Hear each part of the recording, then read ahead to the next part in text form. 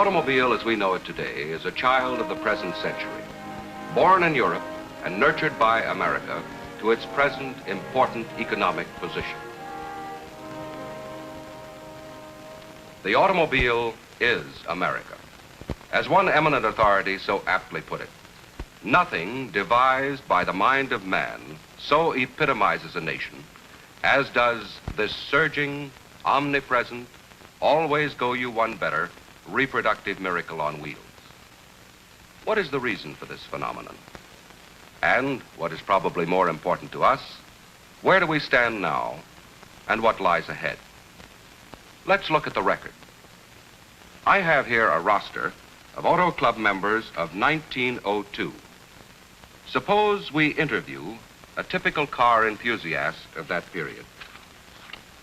Here, for instance, Elmer D. Barker, 149 Pleasant Street, Los Angeles, California.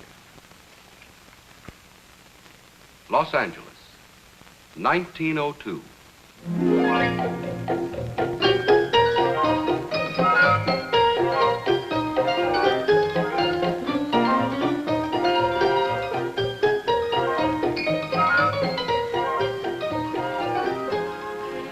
Pardon me, but are you Mr. Barker, Elmer D. Barker?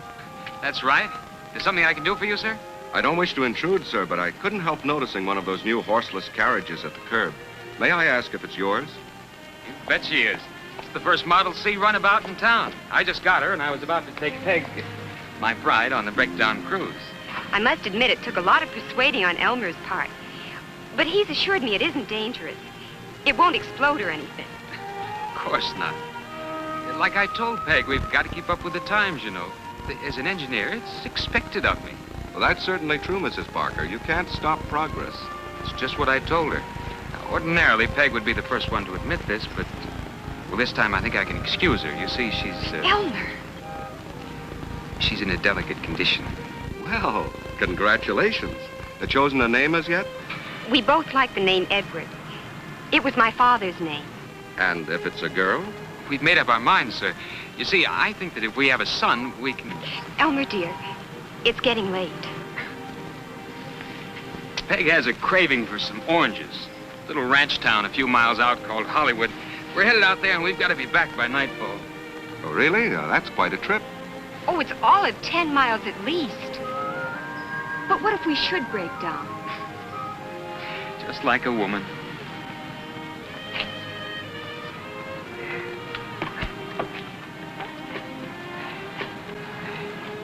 Bye, sir. Goodbye.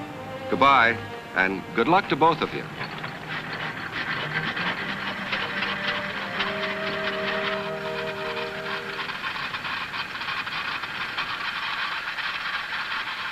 Even after a decade of existence, the automobile was still, for the most part, a rich man's plaything in the early 1900s.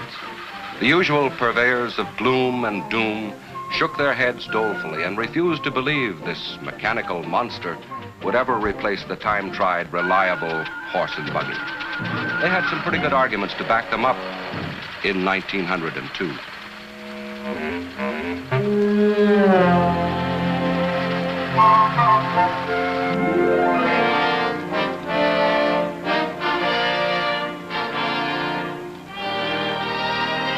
The big talk that year of 1904 at the St. Louis World's Fair centered about standardization of manufacture and improvement in short-haul transportation. Mr. and Mrs. Barker, have you moved to St. Louis? Oh, indeed, sir. We're just here for the fair. My company has an exhibit in this building and offered to put me in charge for the duration of the exposition.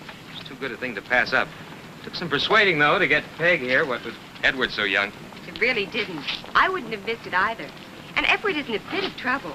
He's really a very good baby. Just what is your business, if I may ask, Mr. Barker? I know you're an engineer. Oil, sir.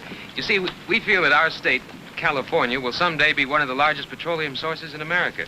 Well, I would have thought Eastern field's more than adequate for the demand. On what do you base your analysis? Increased gasoline consumption by motor cars. Would you believe it?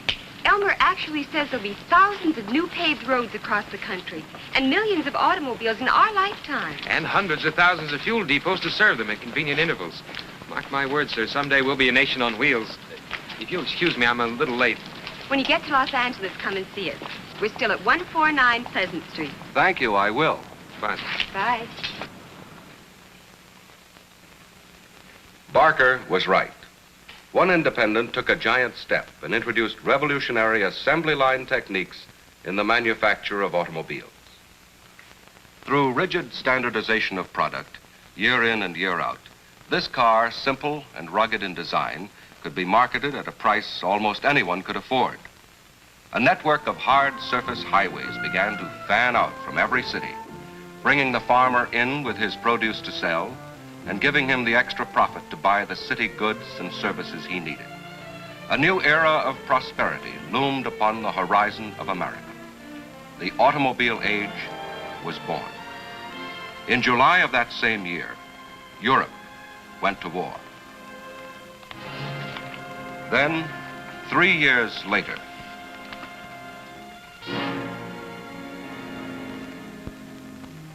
Peg, Yes. this afternoon I accepted a commission as a captain with the Army Transport. El. I'm sorry I had to break it to you like this. They've given me till Saturday to get my personal matters straightened out. Then I'll be joining my unit back east at Fort Myer. Peg, men with logistic training are badly needed. I had to do it.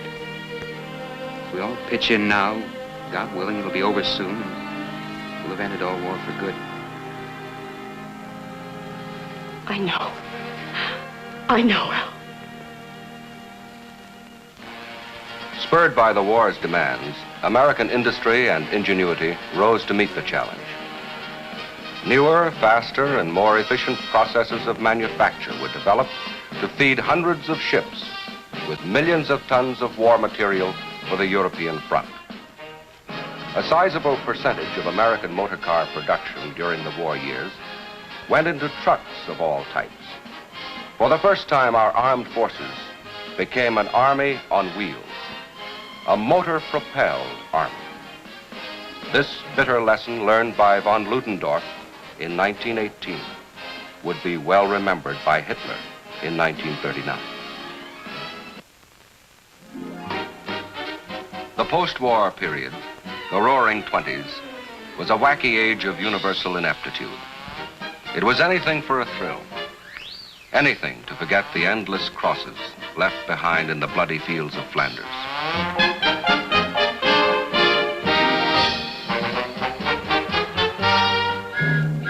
America kicked off the traces to indulge itself in such unedifying exhibitions as bunion derbies, human flies,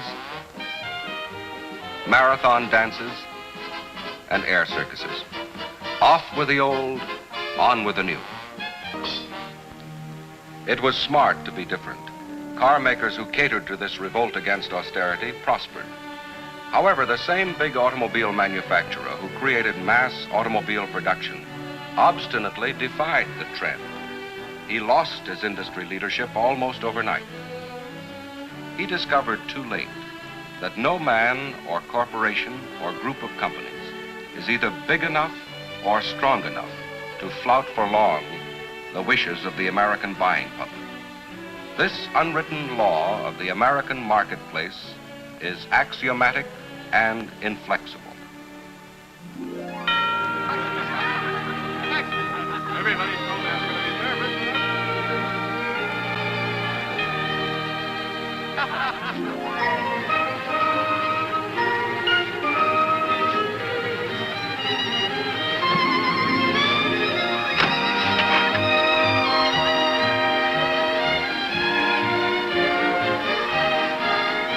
In 1930, aviation experts built and flew the monomail, the first all-metal streamlined transport plane designed to carry mail and passengers. Then 2 automotive engineers proved they could take this same new aircraft construction method and successfully apply it to the present-day motor car. I beg your pardon, gentlemen. Yes? We have been informed that you men have evolved a revolutionary method of automobile construction. Well, You might call it that, but we prefer to consider it more in the light of a natural evolution of basic design, coherent with contemporary vehicles of a delicate and fragile vehicle. And restricts its size and load-carrying capacity. You might take, for instance, a bird as being representative of old-type aircraft construction. It has a body molded around a very light, delicate framework or skeleton. Turn from the air to the sea creature for their basic construction principle, you might say. Turtles, for instance, are built not from the inside out, so to speak, but from the outside in. Their bony shell, replacing the inner skeleton, is able to withstand tremendous external pressures, even though it is relatively light in weight and beautifully streamlined. You see, strength depends a great deal upon weight distribution. The more evenly distributed the weight of an object, the stronger it is. And the most perfect example of this is the familiar hen's egg, truly an engineering marvel. Here, let me prove it to you. This experiment may be conducted in a great many ways. Actually, I could add many more weights. Even with these two weights, this eggshell supports 1,600 times its own weight.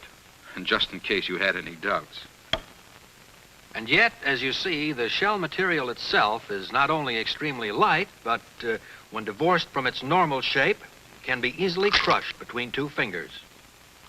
So that, you could say, is the secret of single-unit construction in an eggshell. Even a material as fragile as an eggshell, when formed by nature in its whole shape, is uncommonly strong because of perfect weight distribution, dividing the stress around the surface so scientifically that no one part is strained beyond its capacity. I see, but just how were you able to apply this single-unit construction concept to the automobile? Well, since the invention of the wheel, all vehicles have been made like this. First, the frame to which the moving parts are attached. Then the body is added and fastened in place. And that includes our so-called modern automobiles? Exactly. Now, a conventional car consists of two principal units. The frame, upon which the engine, transmission, wheels, and other main moving parts are mounted. And the body, or shell, which gives the car beauty and in most weather, but has little value from an engineering or structural strength standpoint. Normal assembly line practice calls for the frame to be bolted together first. The other components, such as motor and so on, are added one by one. And then the body, which has been designed and built by a completely separate staff, oftentimes in even a different plant, is added and bolted into place. These 6 bolts are all that keep body and frame together, believe it or not. The addition of minor refinements completes the assembly process, and the finished car rolls off the line. Our first move was a drastic one. Single-unit construction called for elimination of the chassis. Now, that left us with a body shell, which had to be so strong and so complete that it would support all other components safely without sacrificing beauty of line. We knew this meant months of experiment. We also knew that once we arrived at a satisfactory result, we would have to develop a new corps of designers and engineers. You see, a little-known fact outside our industry is that chassis engineers and body designers, even within the same organization, are often at loggerheads. Our task was to combine the two into one coherent unit. Now, this can be tough. It can't be accomplished overnight. Not even in a year or two. What we did after agreeing upon the ultimate concept was to begin with a basic structure of known strength and elasticity. A simple bridge span like this. All that is required to change the familiar bridge span form into a welded single-unit automobile shell is what appears to be a simple rearrangement of its struts and cross members. In actual practice, this application demanded long months of testing and experimentation before we were satisfied that every stress point was more than adequately strengthened. Well, here's what we mean. Each detail, even down to the exact location of every single weld, had to be engineered. Now, at the conclusion of our tests, we actually had a stronger and safer component than the old bucket of bolts, chassis, and body concept could ever hope to be. In old-type construction, all the strength lay in the chassis below the passenger compartment. In single-unit construction, the passengers are protected all around, top, bottom, front, back, both sides, by a one-piece, three-dimensional structural unit. Ordinary cars offer little or no protection against frontal impact, the direction of greatest potential danger. Structural members forward of the firewall act as a safety barrier in single-unit construction. Greater strength with less structural weight. This means economy. More payload per horsepower. And greater riding comfort, completely free of squeaks and rattles. Because of its unique design, it's possible to make use of long, soft, and direct-acting coil springs located above the center of gravity instead of below, as in other front suspensions. Like the airplane landing gear, this causes road shocks to be absorbed directly upward into the sturdy single-unit body structure. The deep coil spring ride, possible only with single-unit construction, is a point most car owners, and especially the ladies, are bound to appreciate. So to sum it all up, single-unit construction gives the motorist durability, added strength, safety features, performance, economy, and a trim beauty of line. At the same time, because of its uncluttered design, it adds more usable interior area without increase in outside dimensions. The first airplanes, with their mazes of interior guy wires and struts, left little space for passengers. But modern aircraft of single-unit construction permit maximum payload limited only by their outside dimensions. And the same is true of a single-unit type automobile, a more compact and economical car, retaining all the good features of traditional value.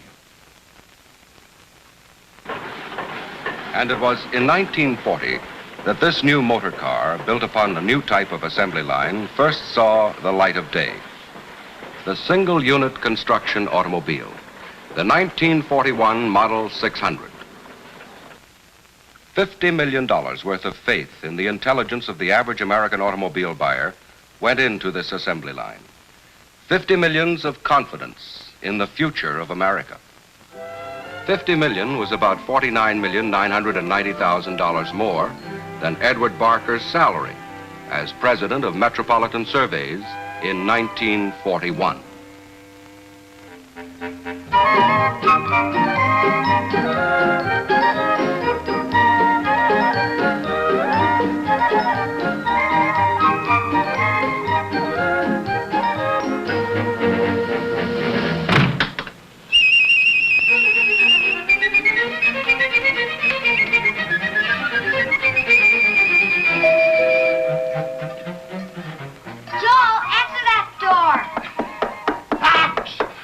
Nancy, for heaven's sake, answer it yourself before whoever it is breaks the door down. Joel! If it's a Mr. Williams, tell him he's an hour too early.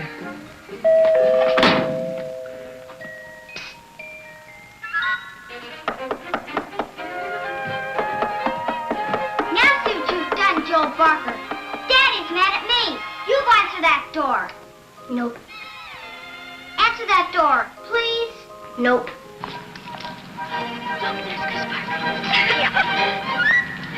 Hi, Chris. Hey, Dad, Nancy, somebody let me in. Oh, for crying out loud.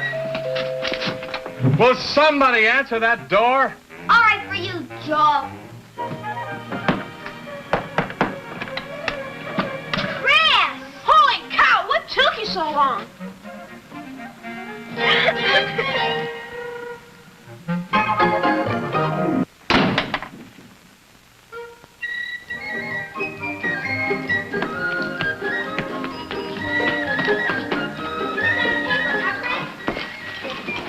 Give me the funnies, Chris. Come on, Joel, it's mine. Okay, Joel. Stop it! Stop it! Gee whiz, Joel, you might at least let it go. I think it's Daddy. I'm scared to look. Edward, what is this? The 7th of December. This year I finally remembered and I was going to surprise you. For my birthday. Oh, honey. I did manage to save this from the mess. A key? Whatever for? For the most beautiful woman in the world. A new car. Oh. It's kind of a birthday and Christmas present combined. Oh, Edward, what's it like? Well, it's got 4 wheels and a steering wheel and an engine, of course. Oh, you big tease.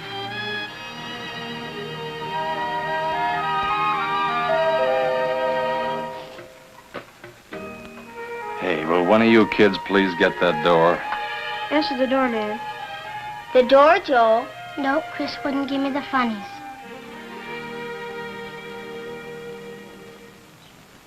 I can't believe it. I knew you'd like it, Kathy. Oh, Edward, it's beautiful. Hey, Dad. Yeah, Chris. How's she powered? L-head 6-cylinder 82-horse engine. And over 25 miles to the gallon of gas. That's why it's called the 600, because it'll run that many miles to a tank of fuel. Man, oh, man. How about overdrive? Yep, and twin ignition, independent front wheel suspension, coil springs front and rear. Golly, anything else? A brand new type of frame and body construction. Gee, I'll bet you'll really roll. Now, children, don't get your feet on that beautiful interior. Hey, look at here, Mom. It's got a custom radio, too. Now, be careful, Chris. It's all right, dear. He's not hurting anything. Music for the occasion. Well, Mrs. Barker, shall we take our first drive? I'm as excited as the children. I can hardly wait. You better get in the back this trip, son, till your mother gets a feel of the new buggy. An important bulletin from Washington. At dawn this morning, the Japanese attacked and bombed Pearl Harbor, Hawaii. I repeat, the Japs mounted an unprovoked sneak attack on Pearl Harbor and all military installations. Overnight, an American industry already partially geared to war production to help defend our sister democracies turned its full massive production might to the task of defending our own shores, to drive implacable and treacherous enemies of freedom at both ends of the world to unconditional surrender. Civilian automobile output, along with that of most other consumer products, ground to a halt. The same brilliant engineering, which had given us single-unit mass-produced automobiles, designed and built assembly lines for thousands of powerful high-altitude aircraft engines, heart of the greatest naval striking force the world had ever witnessed. A troubled peace settled on the world in 1945 in the wake of the bloodiest and most costly conflict ever experienced by man.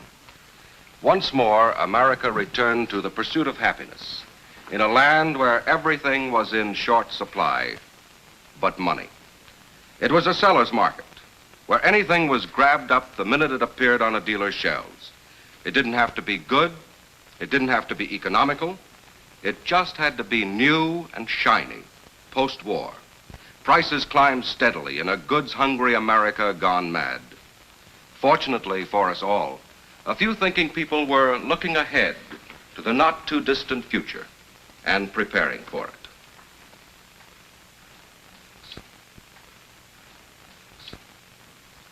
As far back as 1942, a prophetic article appeared in the same issue of Motor magazine carrying the motor car industry's pledge to the war effort. This article, written by Christy Borth, is captioned, "Tomorrow's New World." Let me quote, "Mass migration, worldwide readjustment, urban decentralization, the opening of new frontiers. All these will certainly stem from the restlessness of millions of young men who have seen odd corners of the world." Borth then goes on to expound his theory that automobile owners will demand new and better highways, and I quote, "Call for more personal transportation media, such as automobiles of new and revolutionary type."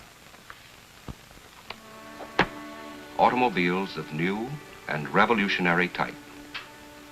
If the motor car industry as a whole had given this presageful phrase more serious attention during the post-war adjustment period, it would have fewer and less expensive problems now. One far-sighted group of automotive experts agreed with Christy Borth's predictions. Logically, it was the same group which had already perfected single-unit mass car production before the war. The goal of this group was a car of minimal size consistent with American standards of quality, styling, and comfort, embodying the single-unit construction principle. Many of the little foreign cars tested, though ingenious in design and conception, failed to measure up to these exacting standards. Literally hundreds of engine types were bought and tested as well, with the same fixed purpose in mind. The initial result of these epical experiments in 1950 was the 100-inch wheelbase, 5-passenger automobile powered by a 6-cylinder engine. This first venture into a hitherto untried field in America, the first modern rambler, was considered the minimum acceptable to the American public.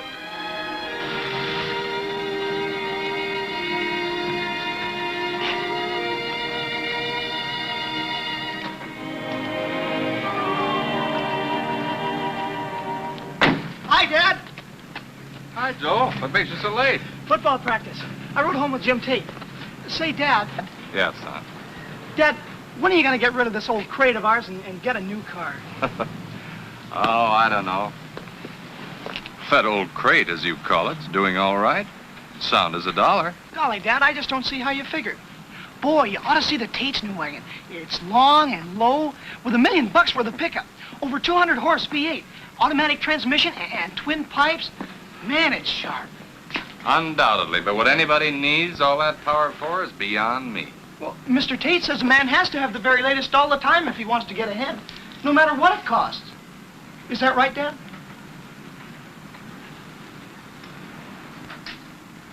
Joe, come on over here and sit down.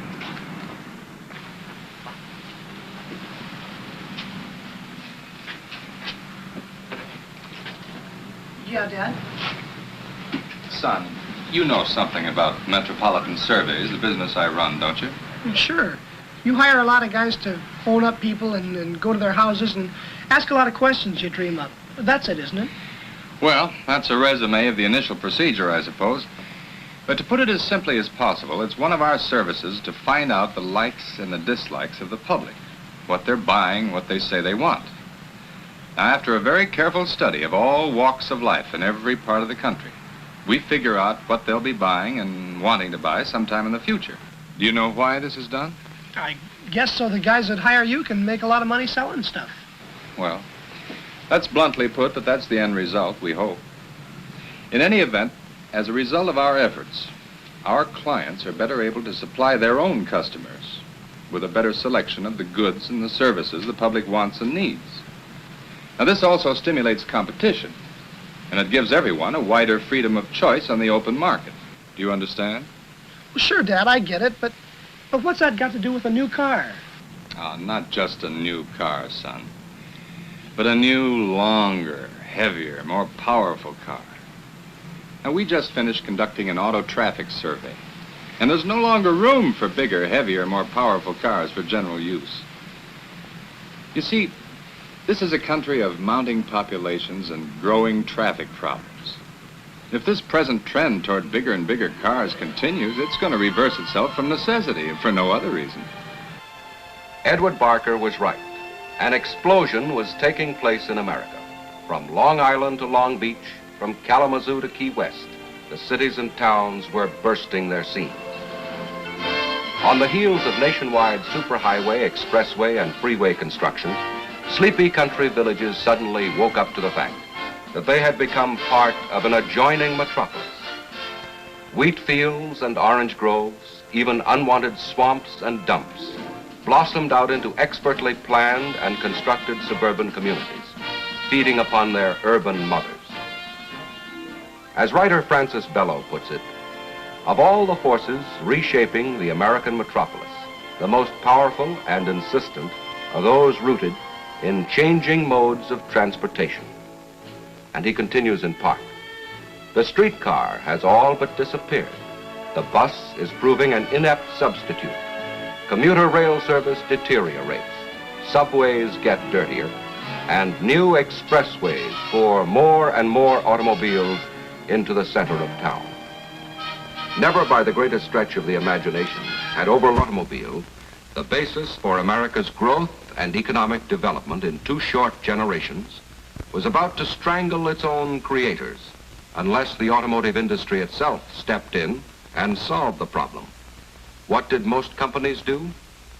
While America cried aloud for space-conserving economical automobile transportation, we were getting the car with the power personality, the big and the beautiful, a takeoff that's terrific, the biggest and longest, gas-guzzling dinosaurs that grew larger and more avaricious every year.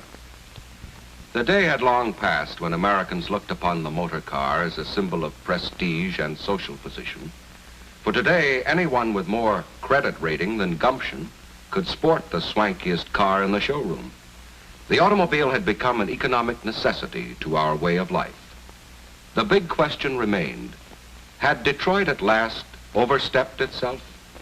Was it attempting to dictate to the American public in the midst of blind competition for industry supremacy? At least one car manufacturer thought so. This line of compact American cars, first by 20 years to embody single-unit construction, broke the back of the frozen big car complex and paved the way to a new independence for the American motorist. It offered all the style, comfort, and capacity of big cars without their shortcomings. It put the fun back into motoring, even though it was a few years ahead of its time. Then during the 1958 recession, the dam broke. Suddenly, the motoring public took a second look. And while all other makes of domestic cars gathered showroom dust, this line of American automobiles doubled in sales, setting a pace it has never relinquished. Car buyers once again had a freedom of choice with economy, a freedom in style, size, construction, and in price, after years of rubber stamp automobiles. Naturally, there are other practical reasons why an American picks his automobile besides styling, comfort, economy, and price. Equally important are the resale value, the integrity of the maker, and the quality built into the car. Quality in an automobile is something which cannot always be seen with the naked eye in a finished product. Take this Rambler, for instance. Except for styling and compactness, it looks a great deal like most others. What you can't see is its boltless single-unit construction or its deep dip weatherproofing. The deep dip process, unique with this line of automobiles, consists of unprecedented complete immersion of the unitized body shell in a special rust-proofing compound. It protects every vital spot, every hard-to-reach crack, usually missed by conventional spray processes. This is the built-in quality, the kind of product integrity which appeals to the American motorist and makes him a lifelong customer and friend.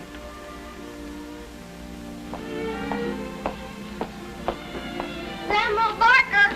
What is it, Lan? Grandma, where's Mommy and Daddy? Oh, they're around somewhere, but I wouldn't disturb them right now if I were you. Why, Grandma? Well, sometimes mommies and daddies like to be alone. Especially on their 7th wedding anniversary. You know, I wish Nancy and Don could have come west for this party. Well, whose idea was it to send her east to a boarding school? Besides, if she'd stayed here, she wouldn't have met Don. Well, I'm glad she did. They're a well-matched couple. You're next, Joe. When's the happy day gonna be? Oh, Dad, knock it off.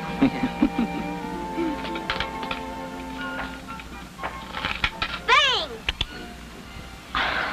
Mommy, when's the ice cream and cake? I'm hungry. pretty soon, you little dickens. Chris, dear, there's someone here to see you. My anniversary present? Come on, I'm getting all goose simply.